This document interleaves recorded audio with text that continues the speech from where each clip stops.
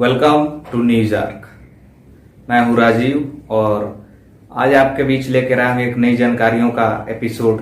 आज हम जानेंगे भारत के एक प्राचीनतम यूनिवर्सिटी नालंदा यूनिवर्सिटी के बारे में। क्या था उसका पुराना इतिहास, कैसे बना, किसने बनाया, फिर उसके साथ क्या घटनाएं हुई, अभी किस हालात में है, इधर आजादी के बाद उस पर क्या क्या काम किए गए हैं, ये सारी चीजों की जानकारियां आपको इस वीडियो में मिलेगी।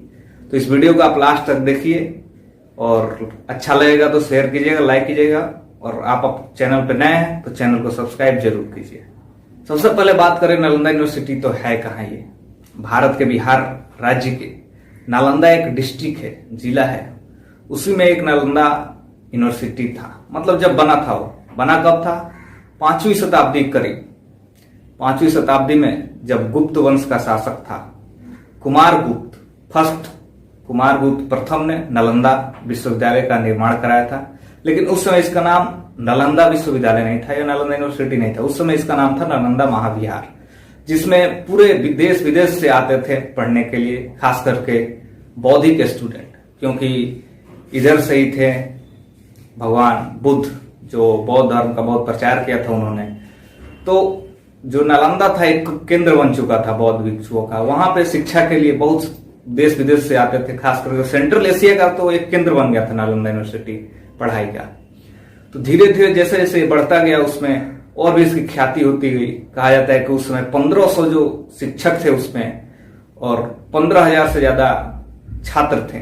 और वो शिक्षक इतने क्वालिफाइड थे कि 1500 में से बोला जाता है कि 1200 जो टीचर थे उनको ग्रंथ पूरे याद थे।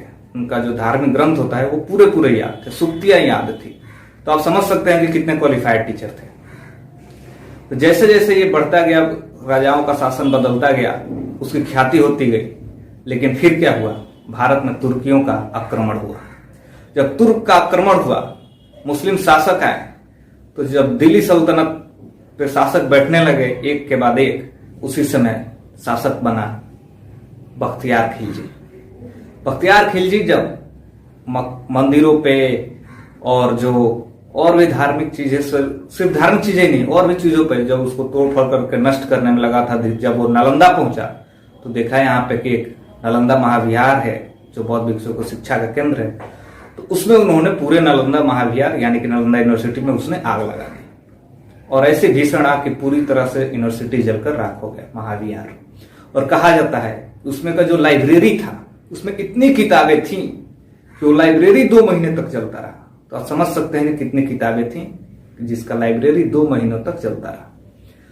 उसके बाद और भी शासक आए, लेकिन कोई उसका जीर्णोद्धार नहीं करा पाया, क्योंकि उसके बाद से भारत में मुस्लिमों का ही शासक रहा। उसके बाद अंग्रेज आ गए, उसके बाद आजादी मिली। फिर क्या हुआ?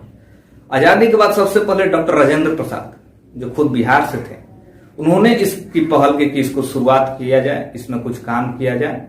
सबसे पहले उन्होंने शुरुआत की बात कही थी, लेकिन कुछ हुआ नहीं। उसके बाद धीरे धीरे सरकारें अपना काम करते गए, लेकिन कोई ध्यान नहीं दिया। फिर राष्ट्रपति बने भारत के डॉक्टर APJ अब्दुल कलाम, और आप लोगों को पता है कि उनको शिक्षा से कितना लगाव है।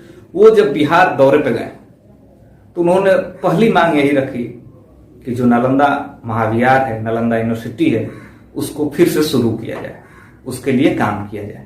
तब इस पे 2006 से धीरे धीरे काम होना शुरू हुआ। इसको डीम्ड यूनिवर्सिटी बोला गया कि बनाया जाएगा। 2010 में एक बिल पास हुआ, लोकसभा और राज्यसभा दोनों में। इस बिल में नालंदा यूनिवर्सिटी को फिर से चलाने की बात की गई थी। तो 2010 में इसको पास किया गया, और जब ये बिल पास हुआ उस वक्त प्रेसिडेंट का साइन हुआ, एक्ट बन गया। तो 25 नवंबर 2010 से ये नालंदा यूनिवर्सिटी एग्जिस्टेंस में आ गई, अपने अस्तित्व में आ गई।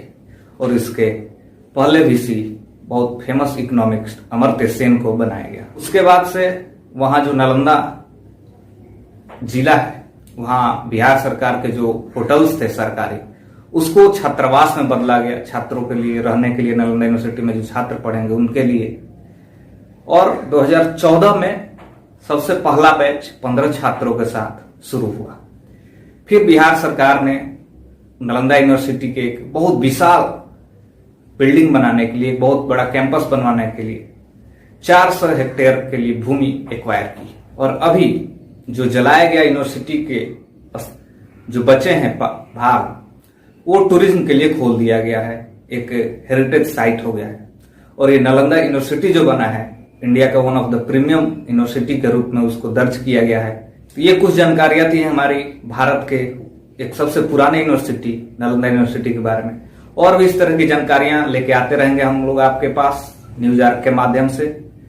तब तक देखते रहिए न्यूज आर्क, सब्सक्राइब कीजिए चैनल को, ज्यादा से ज्यादा शेयर कीजिए। धन्यवाद।